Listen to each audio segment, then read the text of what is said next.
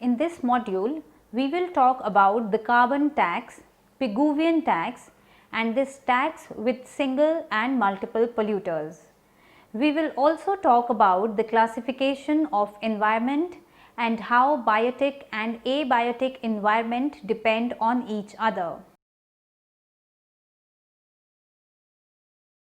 After studying this module, you shall be able to learn about carbon tax, understand about Pigouvian tax, know about the Pigouvian tax with single and multiple polluter. First, we shall understand why to impose a tax for carbon dioxide emission in the environment. We can classify our environment into biotic and abiotic environment. Biotic environment consists of all the living things, plants, animals and microorganisms.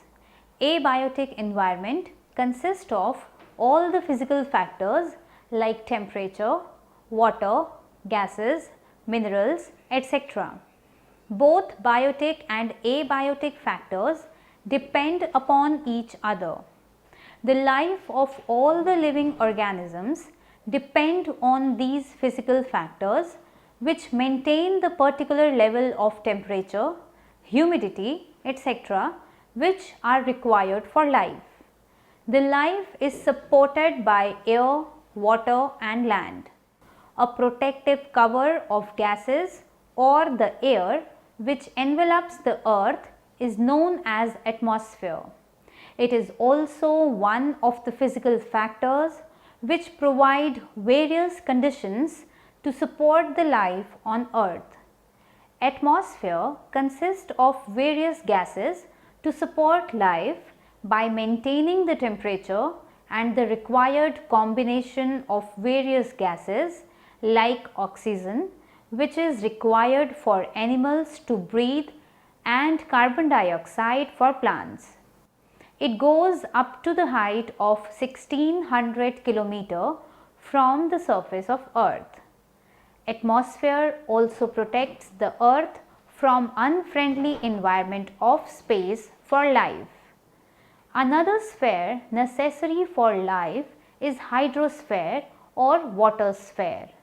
It constitutes all the water of earth in the form of streams, lakes, groundwater, etc. The process of evaporation and condensation forms one of the important cycles, also known as water cycle supporting the life. Third sphere is lithosphere, which includes the crust and upper mantle of earth, which constitutes hard and rigid outer layer of the earth. The life sphere is known as biosphere. These four spheres, atmosphere, hydrosphere, lithosphere and biosphere, are the four segments of environment. The natural environment has certain capacity to absorb the waste material. This capacity is also known as assimilative capacity. The process of development has also increased the production of waste. We are continuously adding excessive chemicals and pesticides to land and water and various gases to air. This addition of waste up to the assimilative capacity does not harm the environment, but now we have crossed the level of assimilative capacity and this is dangerous and a threat for the life and future generations. One of the biggest threats is due to increased consumption of fossil fuels during the last few decades. The burning of fossil fuels like petrol, diesel and coal etc. results in the emission of harmful gases which includes carbon monoxide, sulfur dioxide, carbon dioxide and various oxides of nitrogen. The major part of these waste gases includes carbon dioxide.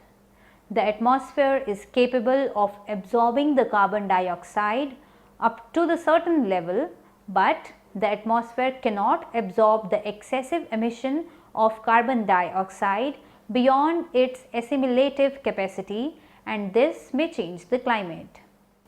This climate change may have harmful effect on biotic environment. Carbon dioxide is a heat trapping gas. The excessive emission of carbon dioxide results in the greenhouse gas effect, and this effect may increase the temperature of Earth. In the long run, it may have serious implications by decreasing the productivity of land or excessive rain or rise in sea water level, etc. Hence, excessive emission of CO2 creates negative externality which results in market failure. To achieve efficiency, the government has to interfere by imposing tax on excessive carbon dioxide production. Moving on to why carbon tax. The negative externality results in market failure due to excessive production of goods and selling them at lower price. As a corrective measure, the government has to impose the tax or fees on the good producing negative externality and the subsidy in case of positive externality. The carbon tax is the tax levied on the emission of greenhouse gases by burning fossil fuels, which is excessive use of petrol, diesel, coal, etc. The excise duty on petrol and diesel in India may be considered as an implicit carbon tax. The higher price due to implicit carbon tax discourages the excessive consumption and helps in eliminating the impact of externality. Many countries have imposed the carbon tax on the basis of CO2 emission. For example, British Columbia imposed the carbon tax at the rate of $10 per metric ton of carbon dioxide in 2008, and the official data from British Columbia's provincial government shows the reduction in carbon dioxide emissions during the initial 4 years, that is from 2008 till 2012. The carbon tax ensures that those who produce emission pay for it, and it also encourages people to use cleaner alternative like solar energy, wind energy, etc.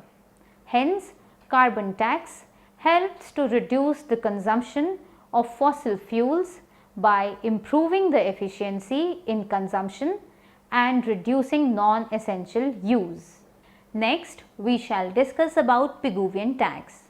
In 1920, the economist Arthur C. Pigou favored the imposition of tax as a corrective measure to check the pollution, known as Pigouvian tax or Pigouvian fee. This tax is to be imposed on the producers of pollution and is to be set equal to marginal damage. The imposition of tax is a corrective measure to deal the market failure due to negative externality. It helps in restoring the Pareto optimality by imposing tax on pollution. As shown in figure, the firm emitting pollution does not include the damage to the society due to pollution, which is a negative externality in its private cost. The point where marginal private cost, that is MPC1 of the firm, intersects the marginal benefit curve, that is MB, is efficient point from the firm's point of view, but not from the society's point of view. This is because the marginal cost for the society is greater than the marginal private cost of the firm. If a factory disposes its chemical waste in the river without treating it, and this river is the source of water for the people living in nearby town, then the people living in this town will have to bear extra cost for treating this water. Pigou has argued for the imposition of tax on this factory based on its marginal damage.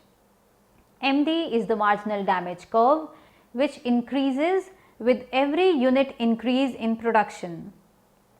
When MC1 is combined with the marginal damage MD, it becomes MSC, which is marginal social cost.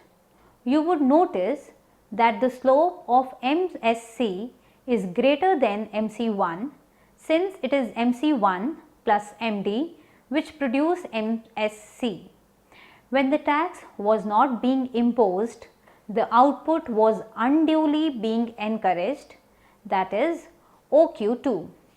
But with the introduction of tax, the production comes down to OQ1, which is the optimal level of production from the society's point of view, because the marginal benefit, that is MB, is equal to the MSC, that is the marginal social cost.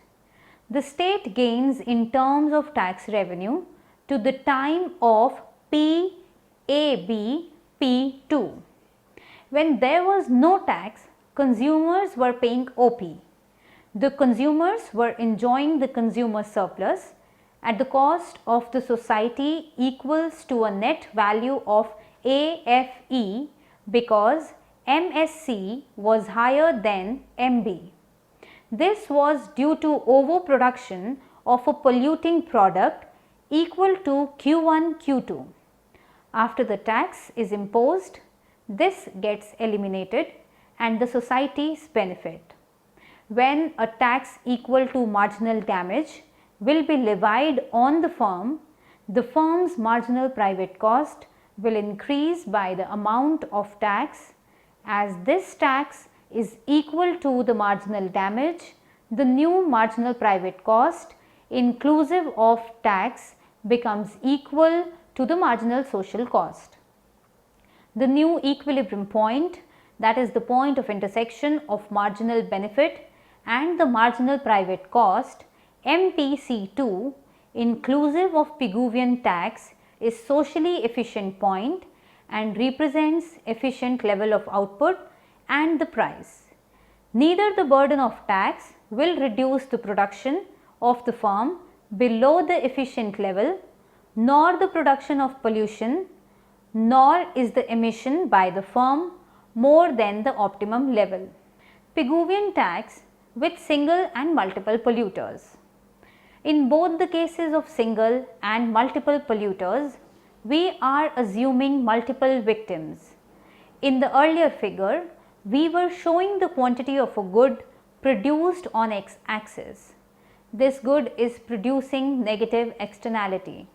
For example, the production of power from a thermal power plant using coal. The power plant may take certain measures to check the emission of pollution, or it may leave it untreated, affecting the people living around it. Reducing the emission level will require certain expenditures. It is quite possible the power may use filters or scrubbers or any other method to reduce pollution or the emission. Hence, lower emission increases the cost and higher emission saves from all such expenditure. If we represent emission on x axis and savings and cost on y axis, the total cost will reduce with the increase in the level of emission. When total cost is reducing, the marginal cost will be negative. We can also say that the firm will save when the total cost is reducing, or the marginal saving is the negative of marginal cost. MSE is equals to minus MCE. Here E represents the emission. When this thermal plant is producing negative externality in the form of emission, then in the absence of a tax, there will be overproduction and hence the market failure. The benefit of emission is negative for the people, or we may call it the damage. Here the damage is a public good, not the private good, because it is non-rival and non-excludable. We can find the optimum level of emission E star by minimizing the aggregate of total cost and the total damage. For efficiency, the cost of production should be minimum for the firm. Similarly, the damage should be minimum for the society. When emission is increasing, total damage increases, but the cost decreases. Hence, the point where total cost and total damage are minimum collectively becomes efficient point. Minimum of TCE star plus summation of TDE star, where TD is total damage. We can find the minimum value by taking first order derivative of this equation and putting it equals to 0. The derivative of the total cost is marginal cost and the derivative of total damage is marginal damage. So, MCE star plus summation MDE star is equals to 0, which implies minus MCE star is equals to summation MDE star. From equation 1, we know that minus MCE star is equals to MSE star. Therefore, for efficient level of emission, summation MDE star must be equals to MSE star. This efficient level of emission can be achieved by imposing a tax equal to this level of marginal saving, where it is equal to marginal damage. Hence, this tax will be Pigouvian tax. Here the firm is single polluter, but the victims are many. Hence, the marginal savings of the firm should be equal to the marginal damage to all the victims taken together. Here the damage is not a private good, but the public good. Hence, we take the vertical summation of all the individual victims' damages to find the total damage. Figure shows the vertical summation of individual marginal damage curves. The optimum level of emission is shown by horizontal distance at point A. This can be achieved by a tax shown by point A. Pigouvian tax with single polluter and multiple victims. The optimum level of emission is at point A, where marginal saving of the polluter is equal to the marginal damage of all the victims. Smaller level of emission means higher burden on polluter and the possibility of Pareto improvement, and more emission means greater damage for the victims than the saving of the polluter, and again the possibility of Pareto improvement. When there are more than 2 polluters, the emission will increase. Here we will not take the vertical summation of the marginal saving curves of the firms, as the firms are the producers of the emission, not the victim. We can find the optimum level of emission E star at the point of intersection of MSE star and the MDE star curves. Here MSE star is horizontal summation of marginal saving curves of all the polluters, that is MSE star is equals to MS1 E star plus MS2 E star. Figure is showing the Pigouvian tax when there are 2 polluters and 2 victims. This can be generalized for more than 2. Pigouvian tax with multiple polluters and multiple victims. The marginal damage curve MD of all the victims is the vertical summation of MD1, the marginal damage curve of first victim, and MD2 the marginal damage curve of second victim, while the marginal saving curve MS of all the polluter is the horizontal summation of marginal saving curve MS1 of first firm and the marginal saving curve MS2 of the second firm. Point B shows the efficient level of total emission by both the firms and the Pigouvian tax. The optimum emission E star is divided as E1 star by first firm and the E2 star by the second firm. At this point, the marginal savings of all the firms are equal, hence the marginal cost are also equal. By equalizing the marginal cost of all the firms, we are achieving the Pareto optimality. Though each firm may have a different marginal cost curves, but the marginal cost at optimum level of pollution should be the same. Therefore, Pigouvian tax helps to achieve efficiency in case of market failure due to the presence of negative externality. Let us now summarize what we have learnt in this module. Biotic environment consists of all the living things, plants, animals and microorganisms.